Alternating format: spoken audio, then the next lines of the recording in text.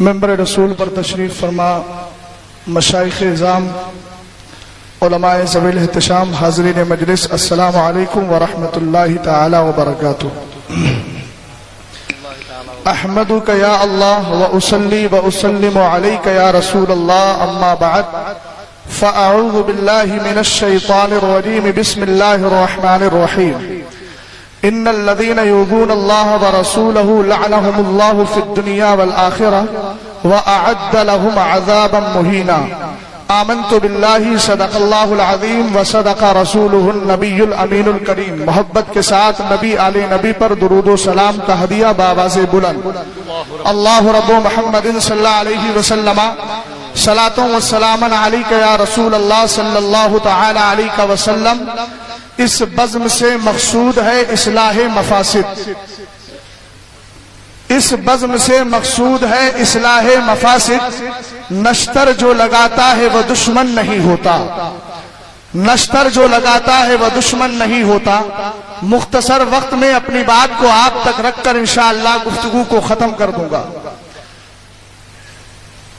آپ نے ابھی ماضی قریب میں مرکزی دارالافتاء کے فتوے کے متعلق بہت سارے شور و شغب اور واویلے کو سنا ہوگا، سوشل میڈیا کے ذریعے لوگوں نے پڑھا بھی ہوگا، مگر آئیے میں بتاؤں جو سرکار تاج شریعت کا موقف ہے وہ موقف اوپر تک جائے، وہی موقف اعلیٰ حضرت کا ہے، وہی موقف تابعین کا ہے، وہی موقف ائمہ مجتہدین کا ہے۔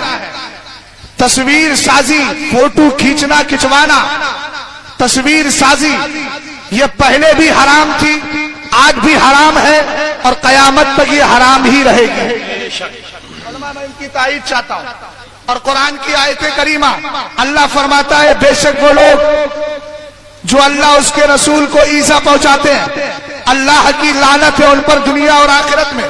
وَأَعَدَّ لَهُمْ عَذَابًا مُهِينًا، اللہ نے ان کے لیے دردناک عذاب تیار کر رکھا ہے۔ اٹھائیے ذرا ام المومنین عائشہ صدیقہ رضی اللہ تعالی عنہا کی تفسیر، جس کے راوی حضرت اکرمہ ہے رضی اللہ تعالی عنہ، فرماتے ہیں ایذا دینے والوں سے مراد کون ہے؟ کہا ہم الذین یصنعون الصور، اس سے مراد وہ ہے جو تصویریں کھینچتے ہیں، تصویریں بناتے ہیں، تصویر سازی کیا کرتے ہیں۔ اب آئیے ذرا آگے بڑھتے ہیں۔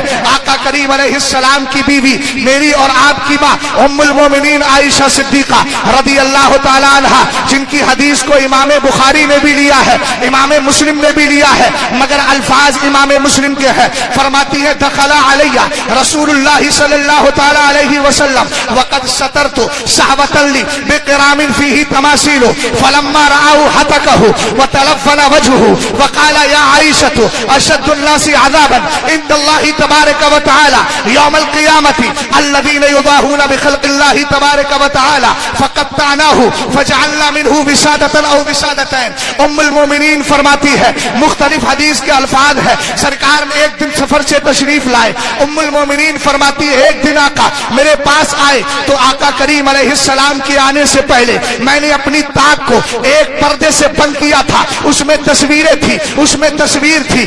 آقا کریم علیہ السلام کی جب نظر پڑی میرے نبی نے اس کو پھاڑ دیا اور آپ کے چہرے کا رنگ بدل جاتا ہے، جو ناگواری کے آثار تھے۔ سرکار نے ناراضگی کا اظہار فرمایا اور اس کے بعد آقا علیہ السلام فرماتے ہیں اے عائشہ تمہیں پتا ہے قیامت کے دن اللہ کی بارگاہ میں سب سے زیادہ سخت عذاب کن کو ہوگا؟ ان کو ہوگا جو اللہ کی تخلیق جیسی اللہ کی تخلیق کی مشابہت کرتے ہیں۔ اللہ خالق ہے، اللہ تصویر بنانے والا ہے، هو الذی یصورکم فی الارحام، اللہ رب العزت کی اس تخلیق کی مشابہت کرتے ہیں۔ فرمایا ان کو قیامت کے دن سب سے سخت عذاب ہوگا۔ آقا کریم علیہ السلام کی بیوی ہماری ماں ام المومنین فرماتی ہے جب میں نے سرکار کی ناراضگی کو دیکھا فقطعناہ، میں نے اس پردے کو کاٹ دیا اور کاٹنے کے بعد اس کے دو تکیے بنا لیے، صورت کو مس کر دیا گیا ہے۔ اب آئیے ذرا آگے بڑھتے ہیں۔ اس طرح کی بہت ساری حدیث ہیں جن سے تصویر کی حرمت ثابت ہوتی ہے۔ آج ایک واویلا مچایا جا رہا ہے، حرمت کا مسئلہ، تصویر کی حرمت کا مسئلہ مختلف ہی ہے۔ فلانے इख्तिलाफ कर दिया है, फलां ने इख्तिलाफ कर दिया है। मैं डंकी की चोट पर अपने इन बुजुर्गों के कदमों को चूम कर कहता हूँ, तस्वीर का मसला न कभी मुख्तलफ भी था और न आज है।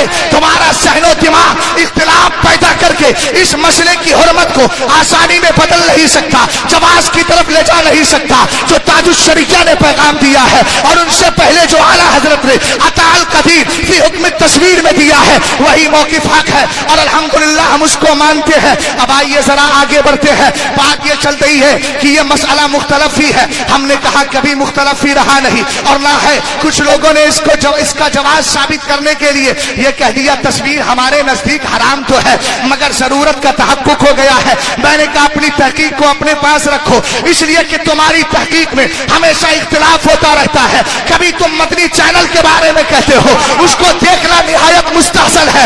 मैं पूछना चाहता हूँ इस्तेहसान की हद तो फर्ज पर जाकर रुकती है, तो क्या तुम्हारे नजदीक मदनी चैनल का देखना ये फर्ज हो गया?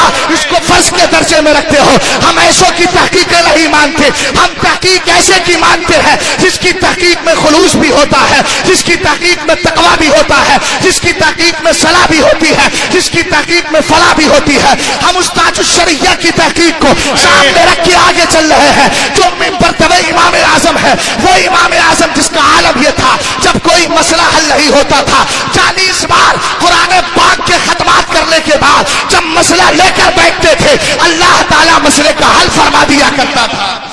नारे तकबीर, नारे रिसालत। तवज्जो फरमाइएगा, मैं दो इस्तिदलाल की बात करता हूं। दूसरा इस्तिदलाल ये किया गया जो कल तक टीवी और मूवी के बारे में कहते थे झूठ के खिलाफ जंग जारी रहेगी, गीबत के खिलाफ जंग जारी रहेगी, टीवी के खिलाफ जंग जारी रहेगी, मूवी के खिलाफ जंग जारी रहेगी। मैंने कहा भैया कभी ये भी तो कह दो देवबंदियों के खिलाफ जंग जारी रहेगी, कभी ये भी तो कह दो बदअकीदा लोगों के खिलाफ जंग जारी रहेगी, कभी चैनलों पर बैठकर ये भी कह दो अशरफ अली के खिलाफ जंग जारी रहेगी, इस्माइल के खिलाफ जंग जारी रहेगी। ये कब बोलोगे? ये मसलहतें और हिकमतें मत निकालो। अगर तुम्हारे यहाँ नाम लेना आयब है तो बताओ आला हजरत ने 250 किताबें बदमज़हबा में लिखी है और नाम ले लेकर के रख दिया है, तो तुम्हारी मसलहत सही है या आला हजरत की मसलहत सही है? तवज्जो फरमाइएगा, आगे देखें। इस्तेदलाल किया, किताब का नाम है टीवी मूवी। कल तक जो घरों से टीवियां निकालते थे आज वो कह रहे हैं 99 बदकिस्मती से 99% लोग टीवी में मुब्तला हैं। ये उनके जुमले हैं और ये इस्तेदलाल देखिए कितना मजबूत है। तस्वीर की हुर्मत के सिलसिले में हदीस एक जानिब जनाब तो फिर न जाने दर्जा इत्तिहाद पर फाइज है किस पर है मैं नहीं जानता, मगर कह रहे हैं 99% लोग इसमें आ गए हैं और आने के बाद कहते हैं 1% बचे भी हैं तो वो भी किसी तरीके से दूसरों के यहाँ जाकर के देख लेते हैं और अगर इतना ही नहीं तो का अखबार को देख लिया करते हैं। लिहाजा अब इसका मतलब आप समझ गए होंगे। अब आइए जरा फतावे रज़विया की 26वीं जिल्द के बारे में मैं उलमा की खास तवज्जो चाहता हूँ। 26वीं जिल्द है फतावे रज़विया की, उसका एक हवाला पेश कर रहा हूं। तासीम उम्मत का मसला अलग है, असबाब सित्ता का मसला अलग है। मेरे इमाम से ज्यादा असबाब सित्ता को समझने वाला कोई नहीं है, मगर फतावे रज़विया में आला हजरत फरमाते हैं मज़ामीर के बारे में कि मज़ामीर हराम है और हराम ही रहेगा। और फरमाया लोगों के, जिसको आप म्यूजिक बोल सकते हैं, फरमाया हराम है, हराम ही रहेगा। और लोगों के गुनाह में मुब्तला हो जाने से कोई गुनाह जायज नहीं हो जाता। ये आला हजरत के जुमले हैं। फरमाया उनके मुब्तला होने से कोई गुनाह जायज नहीं हो जाता। कि अगर गुनाह को जायज करार दे दोगे तो फिर शरीयत को जाहिल और फासिकों के हाथ में मंसूख कर देना लाजिम आएगा। हमें ऐसे जाहिलों की तहकीक नहीं चाहिए। और आगे बढ़ो। हाँ, एक निस्बत की बात आती है, बहुत पहले इख्तिलाफ चला था, मैं उसकी तफसील में नहीं जाना चाहता। मैं निस्बतों का एहतराम करता हूँ, उनकी निस्बत हमारे सलाखों पर है, इसलिए कि निस्बतों से प्यार करने का मिजाज भी बरेली शरीफ ने हमें दिया है। तेरी नस्ल पाक में है, बच्चा बच्चा नूर का, तू है ऐने नूर, तेरा सब घराना नूर का। मगर याद रखिएगा हजरत इमाम औज़ाई और इमाम आजम का मुनाजरा हो रहा है, गुफ्तगू हो रही है, मक्का शरीफ में दोनों जमा है। एक कहते हैं रफ़े यदैन क्यों नहीं करता, दूसरे कहते हैं आप क्यों करते हैं। इमाम औज़ाई ने कहा हदीस है, हदीस की सनद बयान की, हमसे हदीस बयान की ज़ुहरी ने, वो रिवायत करते हैं सालिम से, वो रिवायत करते हैं अब्दुल्ला इब्ने उमर से। इमाम आजम ने कहा मेरे नजदीक कोई हदीस सही है ही नहीं,